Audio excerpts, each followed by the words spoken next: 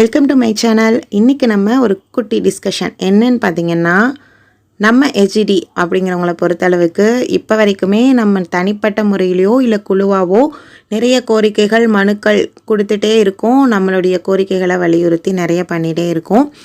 அதில் ஒரு ஹெச்டி கேண்டிடேட்டோட இந்த வரிகள் ரொம்பவே கஷ்டப்படுத்துகிற மாதிரி இருந்தது.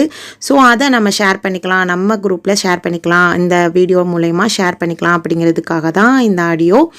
அதாவது என்னன்னு பார்த்திங்கன்னா, நம்ம ஜூலை மந்த் எக்ஸாம் எழுத ஆரம்பித்ததுலேருந்து ரிசல்ட் வர வைக்கிறதுக்காக கிட்டத்தட்ட 8 மாதமுமே போராட்டம் பண்ணி தான் அந்த ரிசல்ட்டை வர வச்சோம். அதுக்கப்புறம் பார்த்திங்கன்னா சிவிக்குமே போராட்டம் பண்ணி தான் சிவி வர வச்சோம். என்ன இதில் அப்படின்னா, இந்த ரிசல்ட் வந்ததுக்கும் சிவி தொடங்குவதற்கும் இடைப்பட்ட காலத்தில் எண்ணிலடங்கா வாட்ஸ்அப் குழுக்கள், எதுக்கு இந்த குழுக்கள் அப்படிங்கிற அளவுக்கு ஒவ்வொன்றுக்குமே குழுக்கள் தொடங்கிட்டாங்க.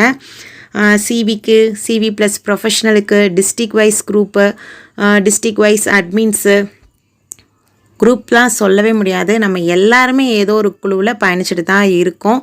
வாட்ஸ்அப் குழுக்கள் அப்படிங்கிறது எல்லாருமே தொடங்கினாங்க. நிறைய பேர் நிறைய குழுக்கள்லையும் பயணிச்சுட்டு வந்துட்ருக்கோம். இதில் என்ன ஒரு விஷயம் மன வருத்தத்தை தரக்கூடிய விஷயம் என்னன்னு பார்த்தீங்கன்னா, ஏதோ ஒரு இடத்துல நம்ம ஹெச்டி அப்படிங்கிறத எல்லாரும் மறந்துட்டாங்களோ அப்படிங்கிற மாதிரி ஒரு விஷயங்கள். என்னன்னு பார்த்தீங்கன்னா, நம்ம எல்லாருமே எத்தனை குழுவில் எதில் பயணித்தாலும் ஹெச்டி அப்படிங்கிற ஒரே அடக்கத்தில் தான் வருவோம். ஸோ ஏதோ இடத்துல நம்ம அதை மறந்துட்டோம், அதனால தான் இந்த பிரிவினையோ அப்படிங்கிற மாதிரி தோணுது. ஏன்னா இந்த கண்டென்ட்டை பார்த்தா அப்படி தான் தோணுது. ஏன்னா நிறைய பேர் டிஃப்ரெண்ட்டாக யோசிக்கிறாங்க, நிறைய செயல்முறைகள் செய்கிறாங்க. 10 பேர் செய்ய வேண்டிய இடத்துல நம்ம எல்லாரும் ஒற்றுமையாக நின்று செஞ்சோன்னா அது இன்னும் மிகப்பெரிய வெற்றியை தரும் அப்படிங்கிறத மறந்துட்டாங்களோ அப்படிங்கிற மாதிரி தான் இருக்குது செயல்பாடுகள். ஹெச்டி அப்படிங்கிறது இப்போ ப்ரொஃபஷ்னல் லிஸ்ட்டில் போயிருக்கிறவங்கள தவிர்த்து மித்த 20,000 பேருமே பணி வாய்ப்புக்காக காத்துட்ருக்கிறவங்க தான். ஏன்னா எல்லாருமே குவாலிஃபைட் டீச்சர்ஸ். அப்படி இருக்கும்போது நம்ம எல்லாருமே ஹெச்டி அப்படிங்கிறதுல தான் அடக்கம் அப்படிங்கிறத எல்லாரும் கொஞ்சம் யோசிச்சோன்னா நல்லாயிருக்கும் அப்படிங்கிற மாதிரி தோணுச்சு. அதாவது சில பேர் என்ன பண்ணிட்டாங்கன்னா, அடுத்து நம்ம படிக்க கூட ஆரம்பிச்சிடலாமா அப்படிங்கிற ஸ்டேஜுக்கெலாம் போயிட்டாங்க. ஏன்னா இப்போ நடக்கிற சுச்சுவேஷன் பார்த்தா அப்படி தான் இருக்குது. நம்மளுக்கே ஒரு வருத்தத்தை தருது. உண்மையிலே நம்ம போராடிட்டு தான் இருக்கோமா, இல்லை வேறு மாதிரி போயிட்டுருக்கோமா, வேறு லைனில் ட்ராவல் ஆகி போயிட்டுருக்கோமா அப்படிங்கிறத கண்டே பிடிக்க முடியல. அந்த மாதிரி ஒரு சுச்சுவேஷன் நடந்துகிட்ருக்குது. அதில் ஒரு ஹெச்டி கேண்டிடேட்டோட இந்த வரிகள் ரொம்பவே கஷ்டப்படுத்துறது மாதிரி தான் இருக்குது.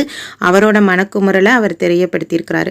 ஸோ இதில் இருந்து நம்ம தெரிஞ்சுக்க வேண்டிய விஷயம் என்னென்னா, நம்ம எல்லாருமே ஹெச்டி அப்படிங்கிற ஒரே ஒரு இதில் தான் அடக்கம். நம்ம எந்த குழுவில் பயணித்தாலும் நம்ம அனைவருமே ஆசிரியர்கள், ஹெச்டி ஆசிரியர்கள். நம்மளோட கோரிக்கைகள் அனைத்து காலி பணியிடங்களுமே நிரப்பணும். பணியிடங்கள் நிரப்ப முடியாத சூழ்நிலை இருந்தால் கண்டிப்பாக நியமன தேர்வையாவது இனிமேல் தடுக்கணும், எழுத முடியாத அளவுக்கு நம்ம தடுக்கணும் அப்படிங்கிறத நோக்கி தான் நம்ம பயணம் செஞ்சிட்ருக்கோம். ஸோ நம்ம எந்த குழுவில் இருந்தாலும் அனைவரும் ஒற்றுமையாக செயல்பட்டால் மட்டும்தான் நம்மளுடைய கோரிக்கைகளை வென்றெடுக்க முடியும். பிரிஞ்சு செஞ்சோன்னா அதனால் யாருக்கும் எந்த பயனும் இருக்காது.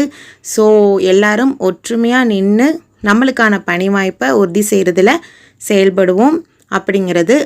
அதுக்காக இந்த வீடியோ ஷேர் பண்ணணும்னு நினச்சேன். ஸோ ஒற்றுமையாக செயல்படுவோம். அடுத்தடுத்த அப்டேட்ஸ் உங்களுக்கு தெரியணும்னா நம்ம சேனலை சப்ஸ்கிரைப் பண்ணிக்கோங்க. மறக்காமல் பெல் ஐக்கானை கிளிக் பண்ணிக்கோங்க. உங்களுக்கு ஏதாவது சந்தேகங்கள் இருந்தால் கீழே கமெண்ட் செக்ஷனில் கமெண்ட் பண்ணுங்கள். தேங்க்யூ.